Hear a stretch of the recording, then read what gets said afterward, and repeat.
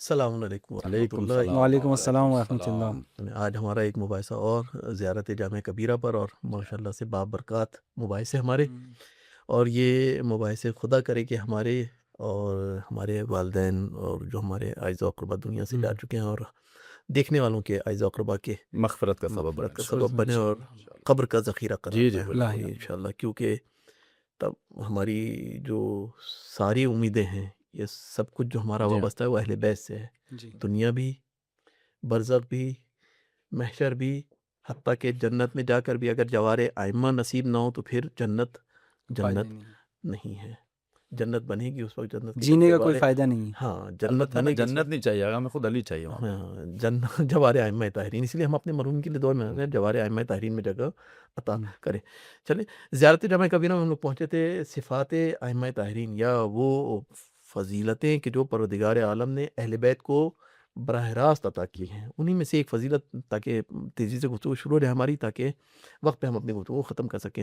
اصول الکرم، جی ہاں۔ زیارت جامع کبیرہ میں ایک جملہ جو ملتا ہے ہمیں، فقرہ ملتا ہے، وہ یہ کہ اصول الکرم کہہ کر خطاب کیا۔ اب یہاں پر بھی وہی ترکیب پچھلے جی مباحثے کی طرح بالکل سے، بالکل۔ ایک اصول اور ایک کرم۔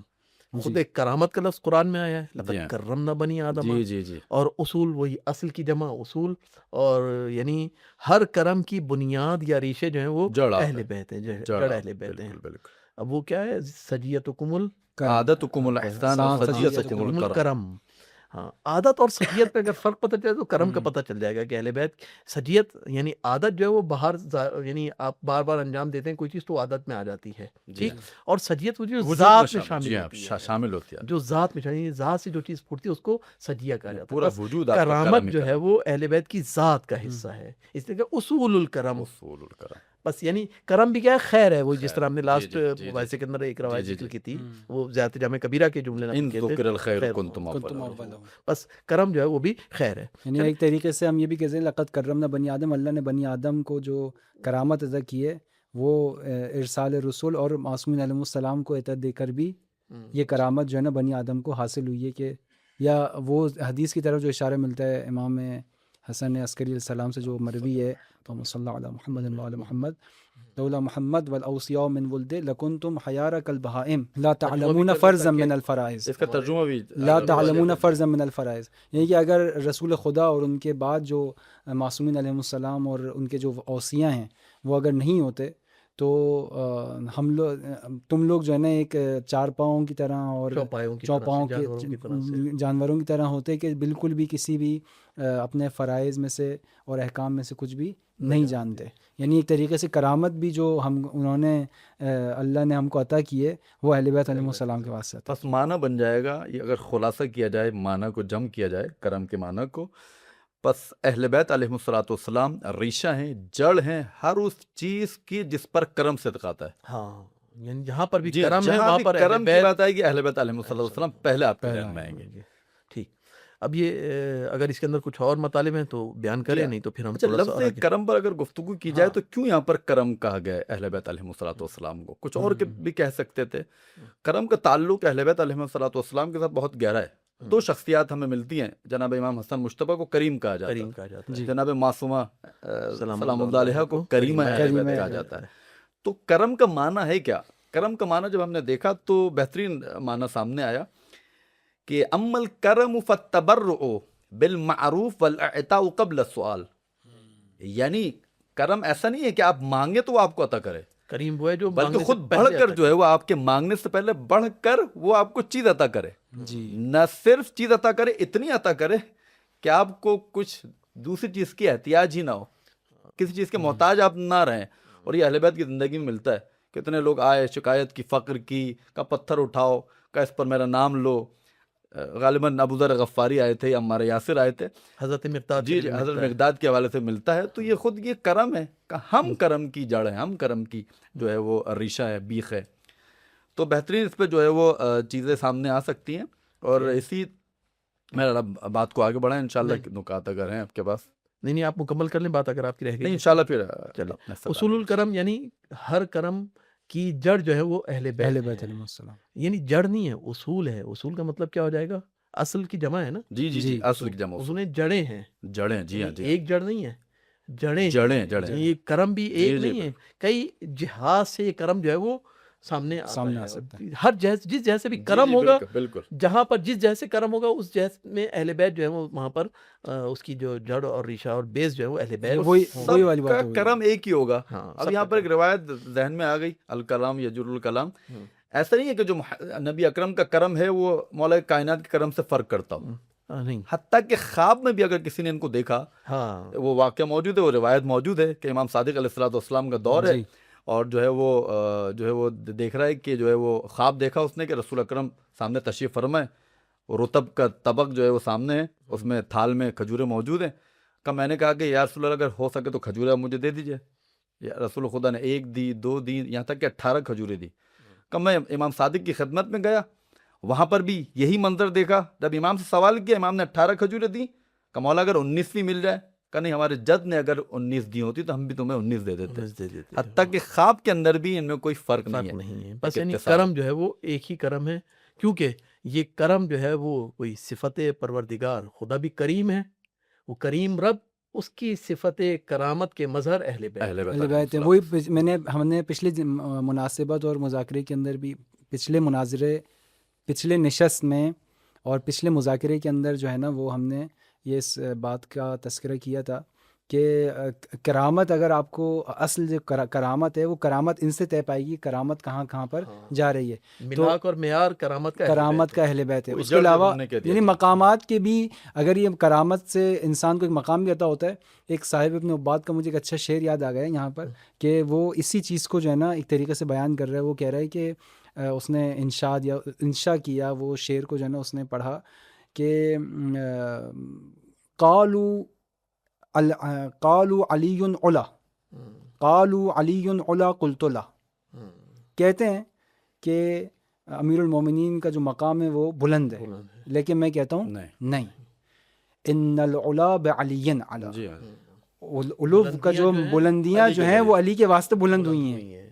کرامت کو جو کرامت ملی ہے وہ ان کے واسطے ملی ہے، یہ فائز ہیں تو وہ کرامت کہلا رہی ہے، اگر یہ نہیں ہوتے تو وہ کرامت نہیں کہلاتی۔ اسی حوالے سے وہ جب صحابی تھے، مولا کائنات کے جو صحابی تھے، جب پہنچے ہیں مبارکباد دینے کے لیے خلافت کی، تو وہ بڑے عجیب انداز میں کہا کہ آج ایسا نہیں کہ آپ کو خلافت ملی ہے تو آپ کو نا یہ خلافت کو مبارک ہو کہ علی نے اس کو مزین کر دیا، کہ ورنہ اس سے پہلے خلافت نہیں تھی، اس قابل نہیں تھی کہ اس کو خلافت کہا جا سکتا۔ خلافت مزین ہوئی ہے قدوم مبارک حضرت جناب امیر صلوات اللہ علیہ کے وجود سے، مولا کائنات کے وجود سے۔ ٹھیک، خزان العلم ہے، اچھا یہ ہم نے کر لیا تھا، یہ اصول الکرم ہے۔ اچھا اب اگلی صفت جو ہے جو اس میں ہمیں ملتی ہے، یعنی وہ فضیلت کے، اس کے اندر بھی سمندر ہیں۔ اب بہرحال اب یہ پچھلی پہ میں بہت جلدی اسکپ کر رہا ہوں، مولانا اگر کوئی نقطہ ہو تو روک دیجیے گا، ورنہ میں چاہ رہا ہوں کہ زیادہ سے زیادہ ہم صفات کو ذکر کر سکیں۔ اگلی صفت جو ملتی ہے سلالۃ النبیین ہے، ورثۃ الانبیاء ہے، میراث النبوت عندکم ہے۔ یہ بظاہر سب کو اگر ہم ایک ہی جگہ ڈسکس کر لیں، یا ذریت رسول اللہ ہے، اور یا اطرت و خیرت رب العالمین، ساری صفات کو اگر ہم یکجا کر کے ایک جگہ پہ ذکر کریں اور ایک جگہ مویسے میں لے کے آ جائیں تو تھوڑا سا ہمارا سفر جلدی طے ہو جائے گا کہ ہم ہر ایک کو الگ الگ دیکھیں۔ اچھا اب لفظ سلالہ کے اوپر پہلے بحث کی جائے کہ یہ لفظ سلالہ ہے کیا، سلالہ کہتے کسے ہیں، اور پھر نبیین یعنی تمام انبیاء، صحیح، یعنی 1,24,000 ہر نبی سب ایک طرف، اور ان تمام انبیاء کا سلالہ اگر ہے تو ائمہ طاہرین علیہ السلام ہے، کہ امام ہادی فرمائیں گے آپ جو ہیں وہ سلالۃ النبیین ہیں، آپ تمام ائمہ طاہرین جو ہیں وہ سلالۃ النبیین ہیں۔ یعنی کہ سلالہ کہتے ہیں بظاہر، میں ایک معنی کر دیتا ہوں، اس کے بعد اگر معنی ہوں اور نکات ہو تو آپ لوگ انشاءاللہ اس کے اندر ساتھ دیجیے گا۔ سلالہ کہتے ہیں بظاہر اسارہ یا خلاصے کو، بالکل، یعنی جو پورا سب کچھ ہو۔ مثلا اس کی آسان سی مثال دوں میں، پھولوں کا ایک باغ ہوتا ہے، اس باغ کے سارے پھولوں کو توڑ کر جمع کیا جائے، اور توڑنے کے بعد اس کا عرق نکالا جائے ان پھولوں کا، اور عرق نکالنے کے بعد اس عرق سے بھی اس کا ایک عطر جو ہے، خوشبو جو ہے وہ لے کر جمع کی جائے، اسارہ جمع کیا جائے، اسے کہا جاتا ہے اسارہ۔ یعنی جو کچھ باغ میں وہ سب کا سب اس عطر کی ایک چھوٹی سی بوتل کے اندر جمع ہے، یعنی ہر پھول کی خوشبو اس کے اندر ہے، ہر ٹہنی پر اگنے والا پھول جو ہے وہ اپنی خوشبو کے ساتھ اس چھوٹی سی بوتل کے اندر آ کے جمع ہو گیا ہے۔ بس یہ 14 ہیں بظاہر یا 12 ہیں بظاہر، جو بھی کہیے، لیکن یہ کیا ہے، تمام معصومین جتنے بھی ہیں حضرت آدم سے لے کے حضرت خاتم تک، ساری صفات و فضائل و کمالات و سب کچھ جو انبیاء کے پاس تھا وہ سب کا سب جمع ہے ائمہ تحرین میں. جی جی بالکل. اچھا اب اس اعتبار سے اور اگر دیکھیں یعنی اگر ایک پھول ہے باغ میں اگا ہوا وہ سفید رنگ کا ہے تو اس کے اندر سفید رنگ والی بو ہوگی. گلاب کی اگر گلابی رنگ کا ہے تو گلاب کی بو ہوگی. یعنی ہر پھول کے اندر اپنی اپنی ہوگی لیکن یہ سب جب جمع ہو کر ایک عطر کی بوتل میں آئیں گے تو اس بوتل کے اندر جو کچھ بھی ہے سفید کا بھی ہے, گلابی کا بھی ہے, کالے کا بھی ہے, پیلے کا بھی ہے, نیم جتنے پھول ہیں سب کی ہر پھول الگ الگ رکھتا ہے, کم رکھتا ہے اپنے پاس. لیکن سفید پھول یہ نہیں کہہ سکتا میرے پاس پیلے پھول کا بھی خوشبو موجود ہے یا پیلے پھول کی بھی خصوصیات موجود ہیں یا گلابی پھول کی خصوصیات نہیں, میں اس کے بعد سفید کی ہیں. لیکن اس کی جب جمع ہو کر آئیں گی وہ سارے کے اندر تو سارے میں ساری چیزیں آ جائیں گی. بس ائمہ تحرین میں کہ جو تمام انبیاء کے پاس جدا جدا ہے وہ ائمہ تحرین کے پاس سب موجود ہے, سب کچھ موجود ہے. یہ بلکہ اس سے بڑھ کر جی اس سے بڑھ کر نبی اکرم کی ذات کے علاوہ اس سے بڑھ کر معصومین علیہ السلام کے پاس اور رسول اکرم صلی اللہ علیہ وآلہ وسلم کے پاس جو ہے نا وہ موجود ہے. کہ مجھے کچھ حدیثیں یہاں پہ یاد آ گئی, میں اشارہ کرتا ہوں کہ معصوم علیہ السلام فرماتے ہیں کہ اگر میں خضر و موسیٰ کے درمیان علی نبینا علیہ السلام کے درمیان ہوتا تو میں ان کو خبر دیتا کہ میں انی اعلم منہما کہ میں ان دونوں سے کیا ہوں زیادہ علم رکھنے والا ہوں. یا مجھے وہ یاد آ گئی وہ حضرت سلیمان کا واقعہ کہ جس کے اندر آصف ابن برخیہ حضرت سلیمان کے جو وصی بھی کہلاتے ہیں, انہوں نے کہا کہ وقال من عنده علم من الکتاب, تو وہاں پہ علم من الکتاب کی بات کی تھی. حضرت امیر فرماتے ہیں کہ یہ تمام علم کتاب جو ہے نا وہ میرے پاس محفوظ ہے. من عنده علم الکتاب, وہاں من عنده علم الکتاب ہے, وہاں پہ من الکتاب ہے, وہاں پہ من عنده علم الکتاب ہے قرآن کی آیت میں. روایت بھی موجود ہے, امام صادق علیہ السلام سے سوال بھی کیا اس آیت کے ذیل میں. جی ہاں, تو یہ اس کا مطلب یہ ہوگا کہ تمام نبیین کے حوالے سے جو چیزیں ہیں ان کے پاس, ان کے آپ کو جو ہے نا وہ جڑ اور ان کی جو ہے نا وہ سارا جو ہے نا وہ آپ کو اہل بیت علیہ السلام کے پاس. اس لیے وہ اب جو آنے کا طریقہ ہے وہ اگلے جملے کے بعد میں, اس لیے وہ روایت بھی ہمیں نظر آتی ہے کہ جس میں کہا گیا من اراد ان ينظر. جی جی میں یہیں اتفاق چلے اب آپ ذکر کر دیں تاکہ ذہن کو پڑھ لیا اچھا لگ رہا ہے. اس ذکر کو آپ کر دیں تاکہ جی ہاں, بس میں جم کروں اس بات کو جو ہے جمع کر کے انشاءاللہ آگے بڑھیں. بالکل جیسا آغا نے بہت ہی خوبصورت آغا نے معنی بیان کیا, استفادہ کیا, بہت زبردست معنی تھا, بہترین معنی. اس معنی کو دیکھ کر اور آغا کی بات کو جمع کر کے اگر کہا جائے تو اس کا مقصد یہ ہوا کہ جتنے بھی انبیاء ہیں 1,23,999 پیغمبران, ان سب کی خصوصیات جمع ہے پیغمبر اکرم کی ذات اقدس کے اندر. پیغمبر اکرم کی تمام چیزیں آئی ہیں نبی مولا کائنات کی ذات کے اندر. مولا کائنات سے یہ وراثتاً چلتا رہا. آج کے دور میں امام حجت علیہ السلام زمان کا ظہور وجود بابرکت اگر دیکھا جائے تو 1,24,000 انبیاء کی خصوصیات, 11 اماموں کی خصوصیات, آج کل کے دور میں اگر سلالت النبیین کا بہترین مصداق اگر کہا جائے تو امام زمان کا وجود ہے کہ آج کل کے دور میں میرا مولا موجود ہے اور اشراف رکھتے ہیں. ٹھیک, چلے اسی حوالے سے پھر اب یہ جو صفات آئی ہیں اس کے لیے پھر تذکرہ اسی زیارت کے اندر موجود ہے. ہمیں ورثۃ النبیین یا ورثۃ الانبیاء و میراث النبوت عندکم. یعنی یہ جو صفات آ رہی ہیں کسے وراثت میں آ رہی ہیں, ہر نبی سے جو بھی جو کچھ بھی وہ کیا ہے ان کے پاس میراث میں آیا ہے. بس یعنی کیا ہے یہ وارث ہے ہر نبی کی ہر صفت کے, جیسے کہ زیارت وارثہ کے اندر بھی جی السلام علیکم وارثات. اچھا یہ وہ چیز نہیں ہے وراثت. ابھی میرے یاد آ گیا, میرے ابھی اشارہ ملا, آپ نے پچھلے مذاکرے کے اندر جو ہے نا وہ منابع علم امام کے بارے میں بات کی تھی. جی تو یہ جو وراثت کی بات آئی تو مجھے ذہن میں آیا کہ خود منابع علم امام میں جو ہے نا ایک چیز جو ہے نا وہ وراثت ہے, کہ جو وراثت میں ان کو انبیاء سابقہ اور اپنی اجداد طاہرہ سے جو ہے نا وہ یہ چیز ملی ہے. تو اس نقطے کو بھی میری نظر میں اگر آپ ابھی مکمل کر دیں, میں نے دیکھا کہ پچھلی نشست میں شاید اس کے اوپر گفتگو نہیں ہو پائی تھی زیادہ. جی اشارہ تشنگی رہ گئی تھی. میں اشارہ کرتا ہوں انشاءاللہ جہاں تک ہو سکے انشاءاللہ پھر آپ بھی جو ہے جو نکات آپ کے پاس ہوں اس حوالے سے. بالکل ایسا ہی ہے کہ ائمہ علیہ السلام وارث نبی اکرم صلی اللہ علیہ وآلہ وسلم, یہ اگر کلی بات کی جائے تو تمام انبیاء کے وارث, یعنی جو چیزیں ان کے پاس موجود تھی وراثتاً وہ یہ کہ بعد دیگر وہ ان تک پہنچتی رہیں.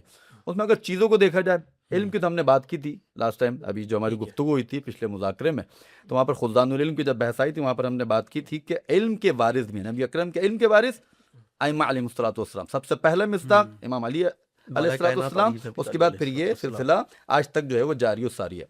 اس کے علاوہ اگر دیکھا جائے تو کن کن چیزوں میں یہ وارث بنے, کون کون سی ایسی چیزیں ہیں کہ جو انبیاء کی تھیں وہ آج کل کے دور میں بھی امام حجت کے پاس موجود ہیں. امام علی سے چلتی رہی اور آج تک موجود ہیں. جناب عصا کا جناب موسیٰ کا عصا عصا جی موجود تھا، وہ آج بھی ہے. اس کے بعد صحف ابراہیم، صحف موسیٰ، جتنے بھی صحائف ہیں، صحیفے ہیں، وہ تمام کے تمام امام حجت کے پاس موجود ہیں. موجود ہیں. اس اسی کی طریقے مثال سے صحف ابراہیم کی میں بیچ میں ایک بریکٹ کھول کے اس میں بات کر دوں کہ وہ ہشام کے ساتھ جو ایک مناظرہ نہیں ہوا تھا، جی عمر بن ابن عبید عبید معتزلی کا، تو اس میں جو ہے نا وہ ہشام نے جو استدلالات کیے تھے تو امام نے اس کو فرمایا کہ من اینا کہاں سے آیا تیرے ذہن میں کہاں سے آیا؟ صحیح بات. تو انہوں نے کہا کہ اخذت کا من واللفت، تو ہشام نے کہا کہ میں نے آپ سے ایک چیز لی ہے اور اس کو میں نے پرورش پائی. تو امام نے جو ہے نا آگے بڑی اچھی وہ کہ واللہ مکتوب فی صحف ابراہیم و موسیٰ. تو اس کا مطلب ہے بھائی آپ کے پاس صحف ابراہیم و موسیٰ موجود ہیں کہ جس کی طرف آپ استناد دے کے کہتے ہیں کہ یہ ہشام یہ والا جو تم نے معرفتی نقطہ، یہ جو بات تم نے جو ہے نا وہ کی ہے، واللہ مکتوب فی صحف ابراہیم و موسیٰ، حضرت ابراہیم حضرت موسیٰ کی صحیفے کے اندر جو ہے نا وہ موجود ہے. جی ہاں ٹھیک. اس کے علاوہ جناب سلیمان کی انگوٹھی کا تذکرہ ملتا ہے. جناب سلیمان کی انگوٹھی جس کے ذریعے سے وہ جو ہے وہ تمام چیزیں انجام دیتے تھے، جو ایک تصرف اپنا دکھاتے تھے. جناب یوسف کا پیراہن کا نیز جناب یوسف علیہ الصلوۃ والسلام آج سے بینائی واپس جی جناب یعقوب کی بینائی واپس آئی تھی. تو یہاں پر ایک نقطہ یہ بھی ہے کہ اہل بیت کا مقام یہ، جب جناب یوسف کے پیراہن سے بینائی واپس آ سکتی ہے، تو ہم یہاں پر جب جاتے ہیں ذریعے سے کوئی کپڑا مس کر کے لاتے ہیں، اگر وہ کسی نابینا شخص کی آنکھ پر ڈال دیا جائے، بینائی آ جائے، تو پھر اس میں تعجب ہمیں نہیں کرنا چاہیے. یعنی خدا چاہے تو ہر جی چیز ہاں. پہ اثر جو ہے وہ ایجاد کر سکتا ہے. اور وہی کہ مشیت خدا کے مظہر جو ہے وہ اہل بیت اگر چاہیں، یعنی وہی مشیت ظرف مشیت الہی، ظرف مشیت الہی ہے اہل بیت. اگر اہل بیت کی مشیت ہوگی تو بہت ساری چیزیں ایسی ہیں کہ جو شاید انسان کے لیے خارق العادہ ہوں، عقل سے ماورا ہوں، انسانی عقل قبول نہ کرے، لیکن اگر اہل بیت چاہیں تو اس کو انجام دے سکتے ہیں. ٹھیک. آئیے علم الہی، یہ علم ائمہ طاہرین کے حوالے سے آپ وہ گفتگو اگر کرنا چاہیں تو کریں، نہیں تو پھر ہم آپ وراثت کی چیزیں بتا رہے تھے کہ کون کون سی وراثت چیزیں کون کون سی. اچھا ایک سوال اور میرے ذہن میں آتا ہے کہ آج کے دور کے اندر جو ہم کہتے ہیں کہ حضرت موسیٰ کا عصا جو ہے وہ میراث کے اندر جو ہے وہ پہنچا ہے امام زمان حضرت حجت تک. ٹھیک. یہ عصا کا پہنچنا جو ہے، اس عصا کی کوئی خاصیت ہے جس کی وجہ سے امام زمانہ تک پہنچا ہے؟ کیونکہ حضرت موسیٰ کے استعمال میں بہت ساری، ایک تو یہ تھا کہ عصا کے ذریعے سے معجزہ ہوا تھا. جی ٹھیک ہے. خود معجزہ کرنے والی چیز جو بھی تھی، معجزہ کرنے والی چیز، وہ حضرت ائمہ طاہرین تک پہنچی ہے. مثلا پیراہن، وہ ایک قمیض ہے حضرت یوسف جو ہے، اس نے معجزہ کیا کیا تھا؟ ایک نبی کی بینائی کو واپس پلٹایا تھا. اس لیے یہ بھی بے عنوان میراث جو ہے امام کے پاس موجود ہے. انگوٹھی، اس انگوٹھی کے ذریعے سے تصرفات انجام دیتے تھے حضرت سلیمان نبی خدا علیہ الصلوۃ والسلام. تو یہ انگوٹھی بھی کیا ہے، پہنچی ہے امام زمانہ تک پہنچی ہے. ٹھیک. اب یہ ساری چیزیں جب جمع ہیں، آیا یہ عصا وہی کام کرے گا جو حضرت موسیٰ کے ہاتھ میں کرتا تھا، یا نہیں کسی اور وجہ سے ہے؟ یا یہ انگوٹھی وہی کام کرے گی یا اس سے بڑھ کر کام کرے گی کہ جو حضرت سلیمان کے لیے کرتی تھی، یا نہیں؟ اور ایک بحث جو ہوتی ہے آج کل، جناب جب امام حضرت حجت تشریف لائیں گے تو اس وقت اتنے سارے جو ہیں وہ اسلحے جہات اور جدید ٹیکنالوجی اور یہ سب کچھ ہے، اسلحے ہیں خصوصاً، تو کیا امام بھی انہی اسلحوں کے ذریعے سے جنگ کریں گے یا نہیں؟ یا اسلحے سارے بیکار ہو جائیں گے؟ کیا ہوگا؟ ایک طریقے سے اس کے سوال، یعنی شاید ہم کو تو ابھی اس کے بارے میں اتنا اندازہ نہیں ہے، علم نہیں ہے، خیال پردازی کر سکتے ہیں. علم تو ہمارے پاس نہیں ہے کہ کیا کیفیت جو ہے نا وہاں پہ امام کے ظہور کے بعد جو ہے نا وہ ہوگی، اور اتنا کر سکتے ہیں کہ جتنا ہم کو بتایا گیا ہے، جتنا پہنچا ہے. ہاں کہ وہ جو یاد آ گیا نا کہ ہم کو کچھ نہیں آتا، ملائکہ نے کہا تھا نا کہ الا ما علمتنا، ہم بھی معصوم علیہ السلام کی بارگاہ میں کہتے ہیں کہ بھائی ہم کو کچھ بھی نہیں آتا مگر یہ چیزیں جو آپ نے ہم کو تعلیم دے دی ہیں، جو روایات کے ذریعے سے ہم تک پہنچی ہیں. تو اس کے حوالے سے اگر ہم بات کریں کہ ظہور کیفیت جو ہے نا یہ کیسی ہے، کہ جب ان کے پاس جو ہے نا عصا حضرت موسیٰ ہے، حضرت سلیمان کی انگوٹھی ہے، تو میں تو اس کو جو ہے نا اس طریقے سے سمجھتا ہوں، سوچتا بھی تھا اس حوالے سے کہ یہ دلیل نبوت ہے. یعنی حضرت موسیٰ نے جو اپنے عصا کے ساتھ جو ہے نا وہ معجزہ دکھایا تھا، وہ معجزہ دلیل نبوت حضرت موسیٰ ٹھہرا. ٹھیک ہے. یا یہ کہ جو ید بیضہ تھا حضرت موسیٰ کا، وہ دلیل نبوت حضرت موسیٰ ہے. اور ایک طریقے سے حضرت سلیمان جو اپنی انگوٹھی کے ذریعے سے جو ہے نا یہ کام تصرفات فرما رہے ہیں، ایک طریقے سے یہ تو یہ ایک طریقے سے میرا وراثت میں وہ اشیاء ہیں جو نبی سے مختص ہیں. یعنی فرض کریں اگر یہ انگوٹھی ایک غیر نبی کے پاس چلی جائے، یا غیر سفیر کے پاس، جو سفیر الہی نہیں ہے، جو وسیع الہی نہیں ہے، جو اللہ کا خلیفہ نہیں ہے زمین کے اوپر، اس کے پاس چلی جائیں تو وہ یہ عمل اور یہ کام جو ہے نا اس عصا کے ساتھ نہیں کر سکتا. بس یعنی تو یہ دلیل نبوت ہے ایک طریقے سے کہ جو دلائل ہیں نبوت کی، جو آثار نبوت کے، جو نبوت سے مختص ہیں، جو نبی ہونے کے ناطے ہم کہیں گے نبی ہونے کی وجہ سے ان کو دیے گئے ہیں، وہ سب آپ کے پاس موجود ہیں. چیزیں جی سمبولک نہیں ہے کہ ایک بے عنوان سمبولک جو ہے وہ آ رہی ہے، نہیں، کیونکہ وارث ہی یہی ہیں، اس لیے میراث کا یہ چیزیں جو میراث میں جو ہے وہ حجت سے حجت کی طرف. رسول اللہ کی تلوار کہ جو وہ خود بڑی مورد سوال ٹھہری ہے بہت سارے اصحاب کی کہ رسول اللہ کی تلوار کس کے پاس ہے. امام نے فرمایا رسول اللہ کی تلوار جو ہے نا ہمارے پاس رکھی ہوئی ہے، ہمارے گھر میں. کہا جاتا ہے نا تلوار کاٹتی ہے مگر ہاتھ چاہیے، تو ذوالفقار ہر کسی کے ہاتھ میں جچتی بھی نہیں ہے، اس کے لیے علی درکار ہے. جی رسول اللہ کی تلوار بھی، رسول اللہ کی تلوار بھی اور حضرت جناب امیر کی بھی تلوار. جی جی جی بالکل ایسے. پس یعنی حضرت موسیٰ کا عصا اسی وقت معجزہ بنے جب ید موسیٰ ہو، یا ہم اس کو الفاظ کو اور عام کر دوں میں اگر کہ ید حجت خدا میں ہو. جب ید حجت خدا ہوگا یعنی دست حجت خدا ہوگا، حجت خدا کا ہاتھ ہوگا، تو یہ عصا جو ہے وہ معجزہ گر بن جائے گا، معجزہ کرنے والا بن جائے گا. اسی طرح سے انگوٹھی بھی اس وقت تک معجزہ گر نہیں بنے گی جب تک انگلی حجت خدا کی انگوٹھی میں ہو. اس لیے میراث میں پہنچے امام زمانہ تک، اور یہ شاید اثرات شاید ہمیں نظر آئے. وہ عبارت کے مجھے زیارت جملات نظر آیا کہ ان یجمع به الکلم ویلوم به الشعاث ویملأ الارض عدلا قسطا وعدلا بعد ما ملئت ظلما وجورا. تو امام زمانہ حضرت حجت صلوات اللہ علیہ جو ہے نا وہ ذات اقدس ہیں اللہ تعالیٰ کی، کہ یہ تمام میراث وہاں پہ جمع ہیں، کیونکہ تمام امم، چاہے آج کے وہ یہودی ہوں، چاہے وہ عیسائی ہوں، چاہے وہ مسلمان ہوں، کسی بھی مکتب فکر کے ہوں، وہ آ کر ان کے اوپر آ کر کیا ہوں گے، اجماع کریں گے، اور ان کے اوپر آ کر جو ہے نا وہ تمام امت جو ہے نا وہ اکٹھی ہوگی.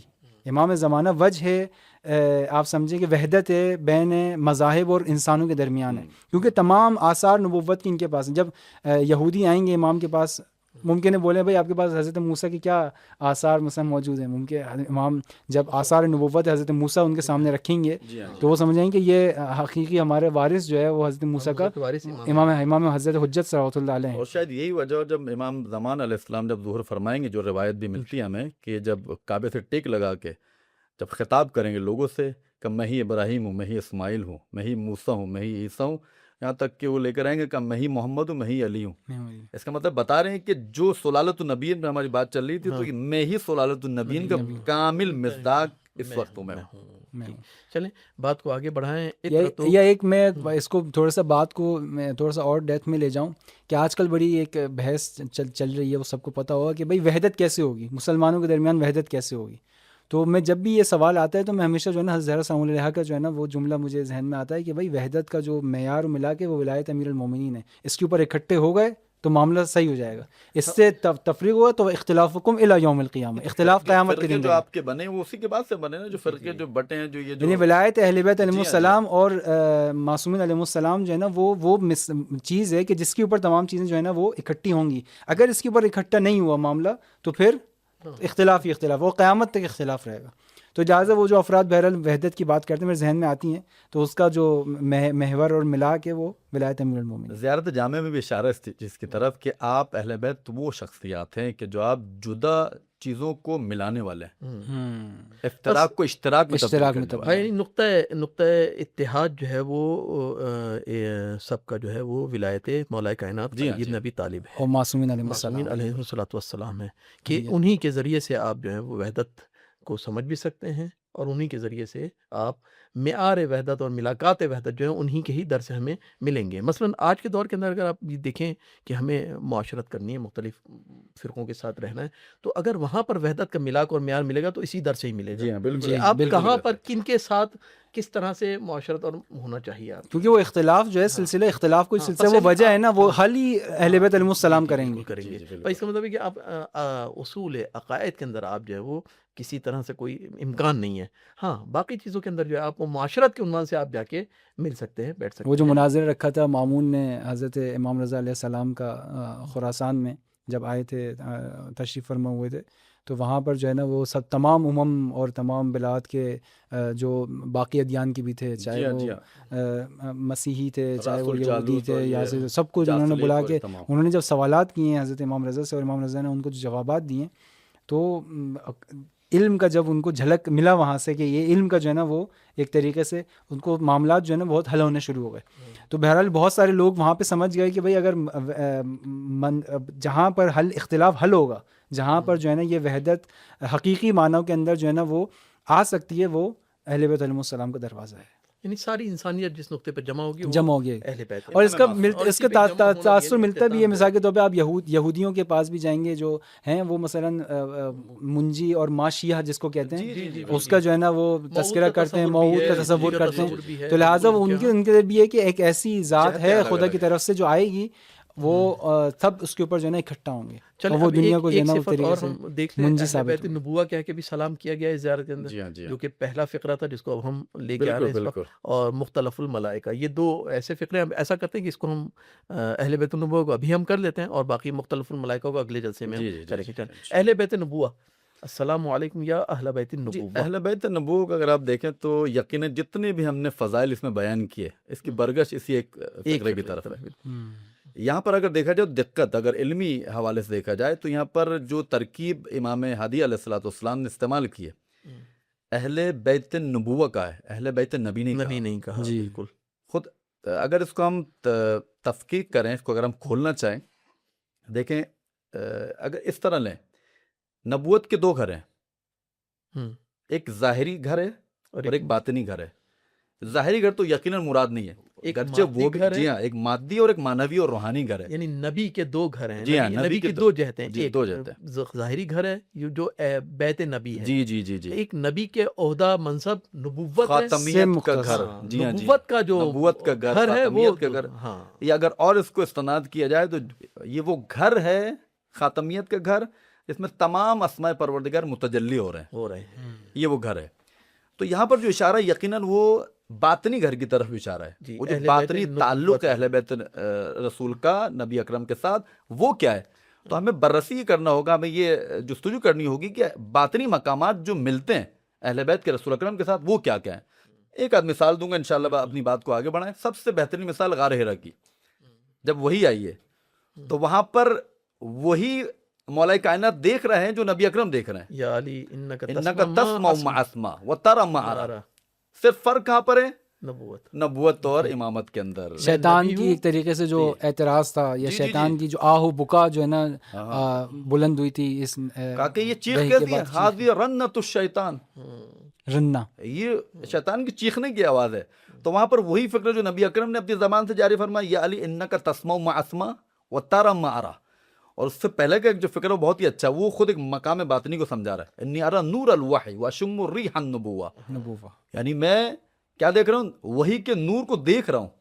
یہ وہی اتصال ہے نبوت کے ساتھ امامت کا، جو نور وحی کو دیکھ رہا ہے. نور وحی کی خاصیت نبی اکرم کی ہے، مولا کائنات بھی وہی دیکھ رہے ہیں. تو اس سے واضح یہ ہوتا ہے کہ یہاں پر اہل بیت نبوہ کا معنی یہ باطنی مقامات جو ہیں وہ سارے. مجھے آئے مباہلہ یاد آ گئی جہاں پر بات ہوئی تھی کہ وَأَنفُسَنَا وَأَنفُسُكُمْ. یہ نفس نبی جو ہیں، نبی حضرت جناب امیر صلوات اللہ علیہ، جو ان کو تو نفس کا جو ہے وہ ایک طریقے سے جو جھلکیں ہیں جو نا، وہ اوائل بیسس سے ہی، بلکہ اوائل اس سے جو ہے نا ملنا شروع ہو جاتی ہیں، کہ جو وہ سنیں گے وہ یہی سنیں گے، جو وہ دیکھیں گے وہ یہی دیکھیں گے. نفس کا بہرحال ایک طریقے سے نبوت میں اس کے اہل ائمہ طاہرین، یعنی اہل بیت نبوہ. اب اہل کے معنی اگر ذہن میں ہو کسی کے تو کر دے تاکہ یہ بات مکمل ہو جائے. آپ اگر بیان کر داغا استفادہ کریں. اہل کے معنی بظاہر صاحب کے بھی کیے گئے. جی جی جی، صاحب کے معنی بھی کیے گئے. بس صاحب بیت نبوت، یعنی بیت نبوت میں جو کچھ ہے اس کے صاحب، جی جی، اس کے صاحب ہیں، اور اس کے مالک سمجھ لیں ایک طرح سے ائمہ طاہرین علیہ السلام. نبوت کے گھر میں جو کچھ بھی ہے، اگر کرم ہے تو اس کے مالک. وہی جو آپ نے کہا نا، ساری صفات کی برگشت اگر پلٹایا جائے تو نبوت کی طرف، اور نبوت کے پاس جو کچھ بھی، جو کچھ بھی نبوت میں، وہ سب کے اہل جو ہیں وہ یہ ہیں. بالکل ایسا ہی. ٹھیک، چلیں یہ بات ہو گئی مکمل. انشاءاللہ تعالیٰ اب اس بات کو ہم یہیں روکتے ہیں. مختلف الملائکہ انشاءاللہ تعالیٰ اگلی گفتگو کے اندر اس کو ہم کریں گے، اور انشاءاللہ تب تک کے لیے اس مباحثے کو ہم یہیں روک رہے ہیں. انشاءاللہ اگلی نشست میں ملاقات انشاءاللہ. ہوگی. وآخر دعوانا ان الحمد للہ رب اللهم العالمین. صل على محمد وآل محمد وعجل فرجهم.